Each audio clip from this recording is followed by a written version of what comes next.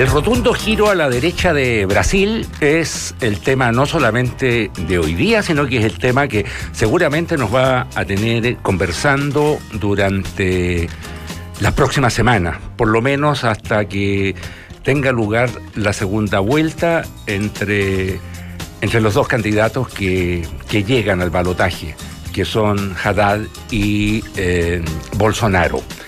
Sobre este tema queremos partir conversando en esta edición de Terapia Chilensis.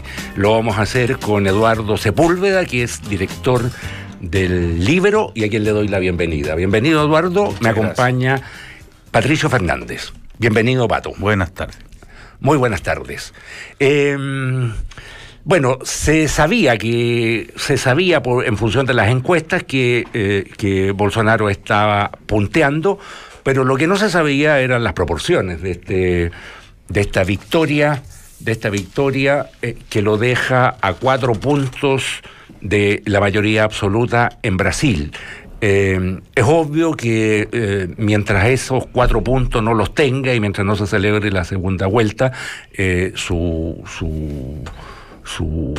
carrera política puede llegar también hasta aquí no más, digamos, toda vez que es una posibilidad remota que el resto de los candidatos se una en contra suya. Pero yo creo que faltándole tan poca diferencia, y puesto que descreo de esas estrategias de todos contra uno, un ganador, lo veo difícil. Yo diría que tiene grandes posibilidades de llegar a la presidencia. No sé qué piensan ustedes.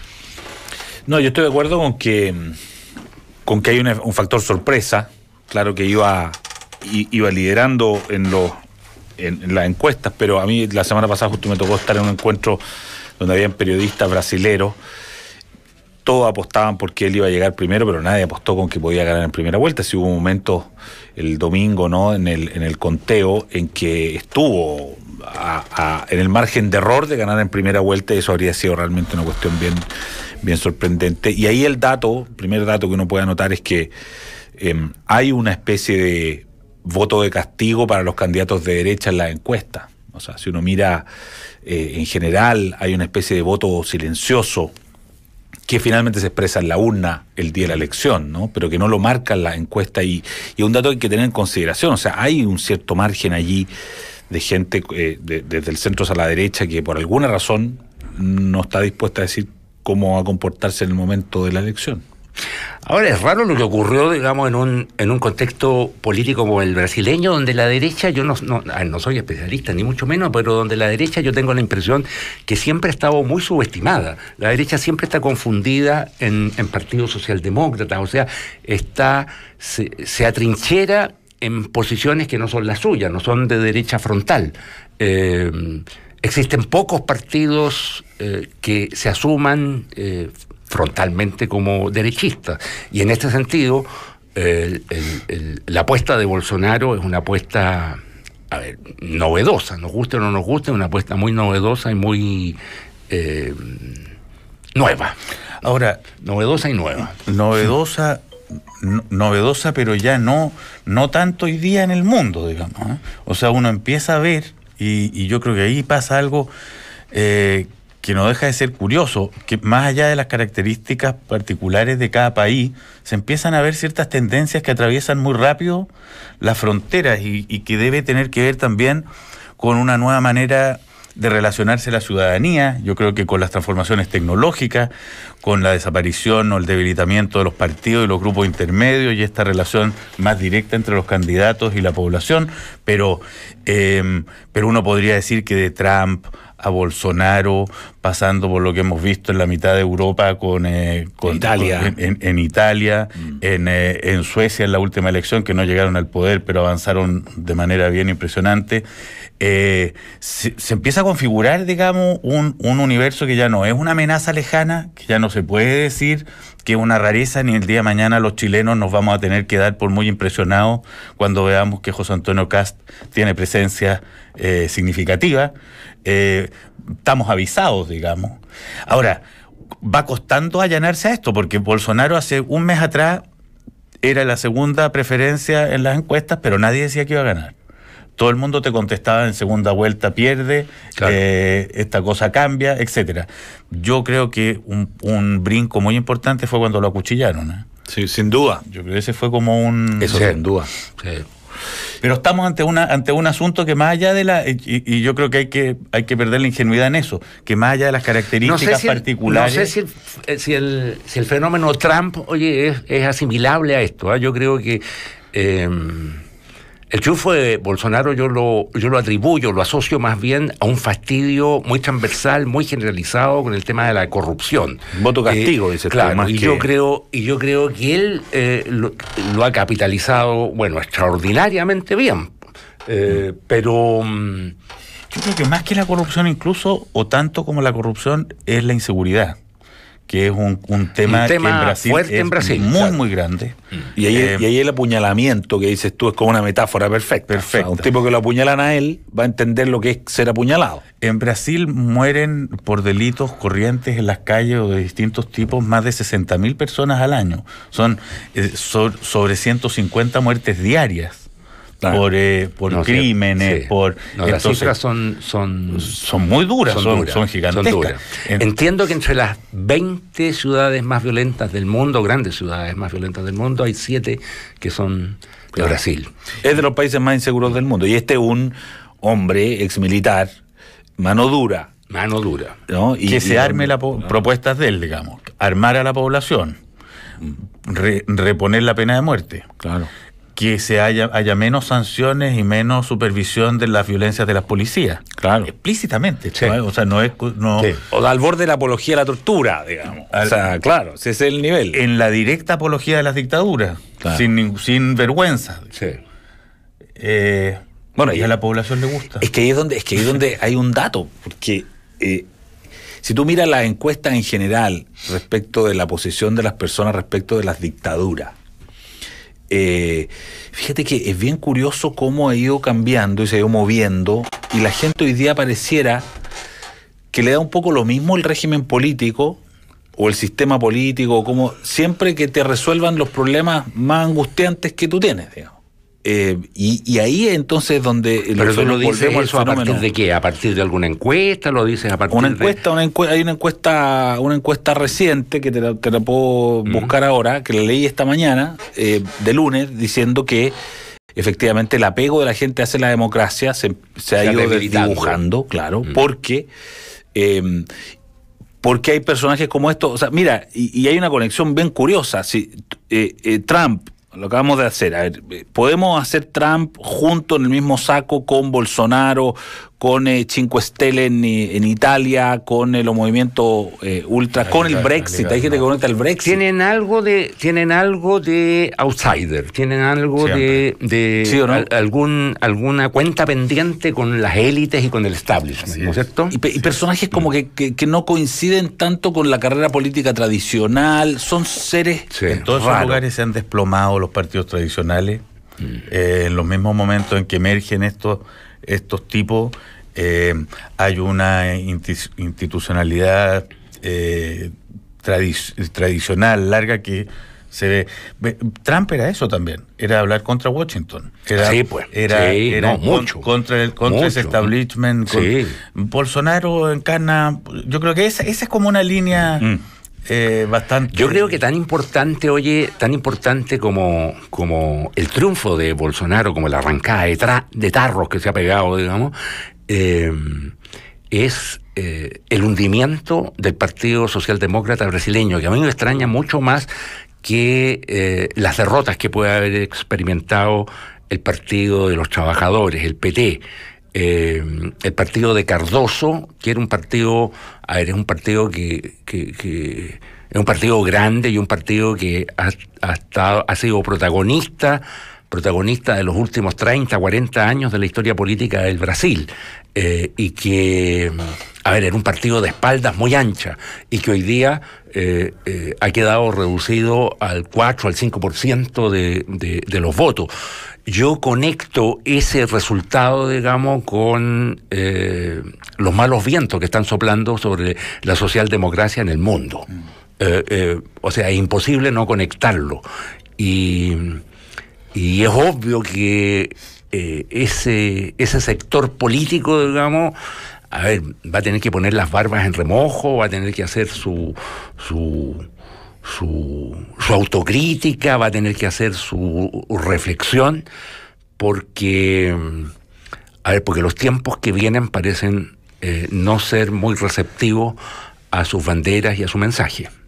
Encontré el dato, lo había leído esta mañana en El País de España. ¿Ya? Es un artículo de Fernando Vallespín, que habla efectivamente, como que lo recomiendo mucho, que dice que un poco el sueño o las imágenes, las distopías imaginadas por Aldous Huxley y Orwell están más cerca, digamos, ¿no? Con una cuestión, un sistema político muy distinto a las democracias de las cuales estábamos acostumbrados. Sí, hay un autoritarismo, digamos, que se está mezclando con... o sea, el sistema democrático está siendo empujado a un autoritarismo, y eso está ocurriendo no solamente en Turquía, sino también con mucha intensidad en las antiguas naciones del Este, para qué hablar en Polonia, Hungría y también está ocurriendo en América Latina, desde luego. La pregunta que uno se hace, que lo hablamos un poco antes de partir el programa, es, bueno, ¿y si gana Bolsonaro qué? ¿Es lo mismo un candidato que un gobernante? Uno decía, bueno, parecía inimaginable, ¿no? Estados Unidos con Trump, y tú ves de pronto que ya como que nos acostumbramos, y ahora le fue bien, y luego como que no hay brecha. Ahí no hay brecha entre lo que él decía como candidato y lo que él dice como presidente. Sí, yo no me acostumbro, fíjate, sinceramente. No, para nada, no me acostumbro, y no dejo de sorprenderme mucho además de qué se tratará ese votante que se ve entusiasmado con este tipo de promesas, porque no es que la sacan debajo de la manga cuando llegan al poder. Está ganando Bolsonaro, así como ganó Trump, diciendo las cosas que están diciendo. Claro.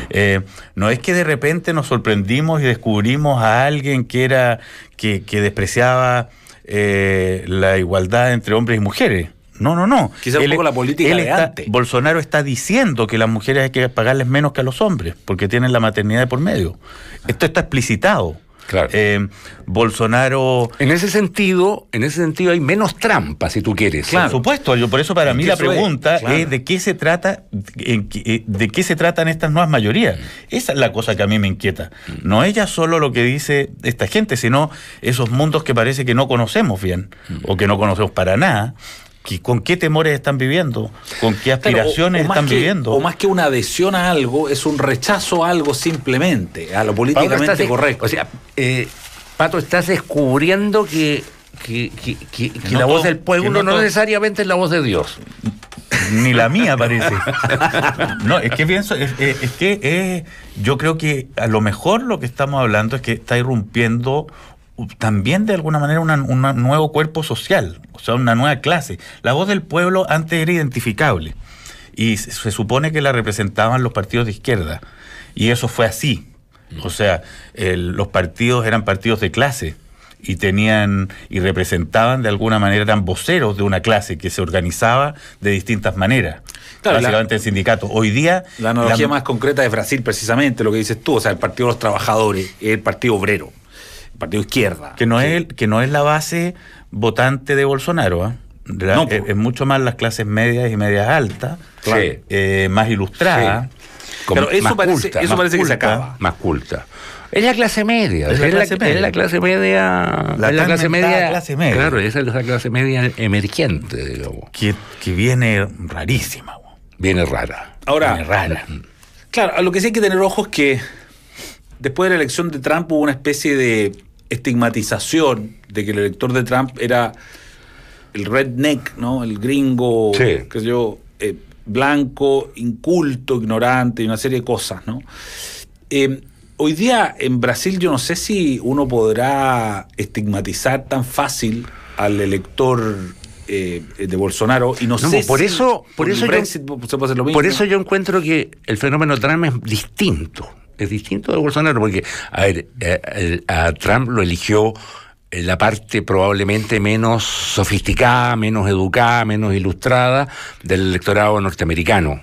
A Bolsonaro, por la inversa, lo está eligiendo el sector más ilustrado. El Bolsonaro, la única parte que perdió es el noroeste brasileño, que es más pobre y que tradicionalmente votó por el PT y que esta vez siguió votando por el PT, y fue por eso, digamos, que Bolsonaro no pudo llegar a triunfar en primera vuelta. Pero Bolsonaro termina ganando en ciudades industriales, en ciudades, con sindicatos, donde existían sindicatos fuertes, donde está la base proletaria del antiguo Brasil. Y ganó, ganan Río de Janeiro por el 60%. Claro, ¿no? Es una brutalidad. Increíble. Es increíble. Y el otro dato muy sorprendente es Dilma. O sea, Dilma no solamente no logra hacer energía, sino que llega a cuarta sí. En Minas Gerais. O sea, sí. De nuevo, eso... Y ahí, por eso que faltan todavía quizá un par de días para tener un análisis completamente nítido. Sí, un poquito más fino. Lo otro que es interesante en todos estos fenómenos es esa brecha enorme entre lo políticamente correcto y lo que se constituye de pronto como mayoría. O sea, estos tipos consiguen las mayorías diciendo exactamente todo lo contrario que un determinado mundo ilustrado da como por sentado que es lo que se fundan todos los deseos. Claro. O sea, en eso se parece Bolsonaro a Trump. Que en eso se empiezan a aparecer mucho estos movimientos. Sí. Que es como, no sé si es la venganza de los nerds, claro, o qué es lo que es, pero... Claro, pero un desafío frontal, radical. Radical, es como una barbarie que sale a decir nada de esa mierda que tú lees, ni de esa mierda que tú piensas, es lo que yo quiero.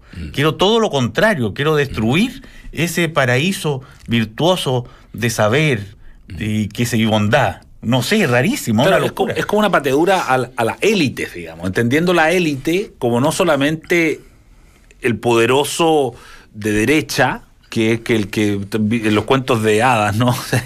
Sí, claro. Rey, no, todos los políticos, incluso esa clase progresista, caviar, si tú quieres llamarla, que son muy sofisticados, contra ellos también. O sea, es contra toda la élite. Oye, no es primera vez que el mundo está en una coyuntura así, ¿eh? Yo me estoy leyendo una biografía que acaba de salir. Yo entiendo que había salido ya de Isaiah Berlin, de Ignatieff, de Michael Ignatieff. Y habla del Oxford en los años 30. Y me voy para allá, digamos, porque tú dijiste recién una cosa que la dijo Unamuno, es de Unamuno, nuestro don Miguel de Unamuno, invitado a Oxford, hace una conferencia en los años 33, 34, a raíz de Alemania. Y el viejo dice, a lo mejor dice, o sea, el sistema liberal, digamos, se está viniendo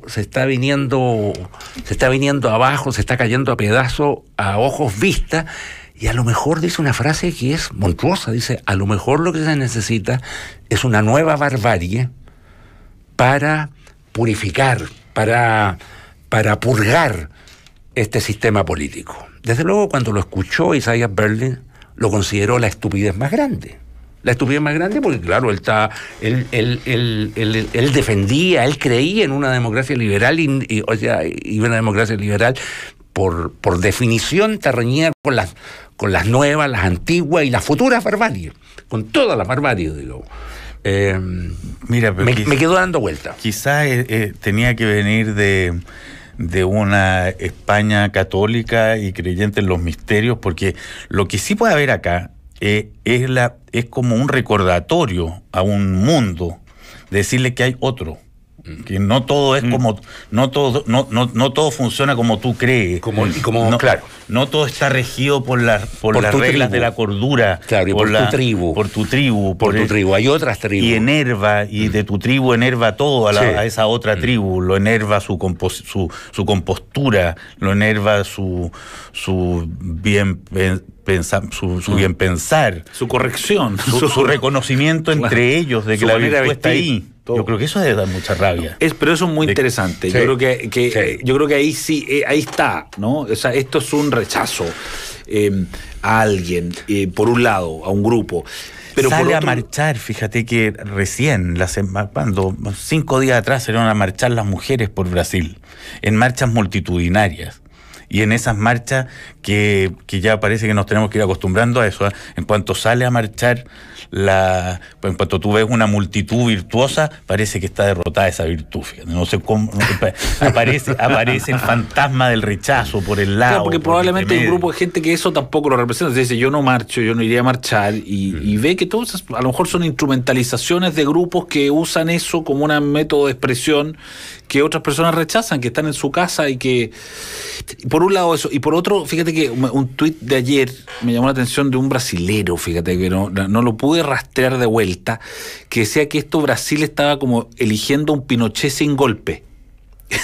Como que en el fondo querían algo como eso, una especie de orden y todo, por lo menos pero sin pasar por el golpe. Por lo menos estamos hablando de un tipo que también explícitamente alaba a Pinochet. Sí, claro. Lo reivindica. Totalmente. Entonces, ¿qué sería que un venezolano que dijera, oye, yo me gustaría un Pinochet pero sin el golpe, sin la experiencia del golpe? Bueno, y ahí es donde volvemos entonces al tema de cuánto se está valorando la democracia como concepto, o si la gente finalmente llega un minuto en que dice, mire, yo quiero que usted me resuelva los problemas como sea. Ahora, dentro de todo, Brasil tuvo un régimen, una dictadura militar, en cierta manera distinta a la de Argentina y a la de Brasil, desde luego. Fue una dictadura que operó con un congreso, ponte tú. Un congreso que era un poco trucho, un poco falsificado, pero nunca lo cerraron. Si bien es cierto que el régimen le dio duro a la izquierda, el régimen, la dictadura brasileña nunca se definió por su anticomunismo, y en materia de relaciones internacionales mantuvo buenas relaciones con los países del este. Fue una dictadura que nunca cayó. O sea, solamente se fue abriendo, y es una dictadura donde todos los temas de derechos humanos, ninguno llegó a la justicia. O sea, ya eso la hace muy diferente. Muy diferente. Claro. Oye, normalmente se dice, la cátedra dice que en la segunda vuelta los candidatos, salen a ampliar su base de votación y salen a templar probablemente las banderas y las ofertas, el discurso que levantaron en primera vuelta. No sé si el discurso de Bolsonaro es tan radical que yo no sé si pueda aguarlo un poco. Es difícil morigerarlo. Es difícil morigerarlo. Claro. Pero me imagino que algo de eso va a tener que hacer, porque, reafirmándose en su planteamiento y en su oferta, va a sacar los mismos votos en octubre, o sea, a fines de este mes, digamos. Pero está tan cerca. Está muy cerca. Yo no sé si hay casos, alguna vez esto yo lo estudié, pero yo no sé si hay casos que una persona que llega con más del 45% en primera vuelta no gane en segunda vuelta.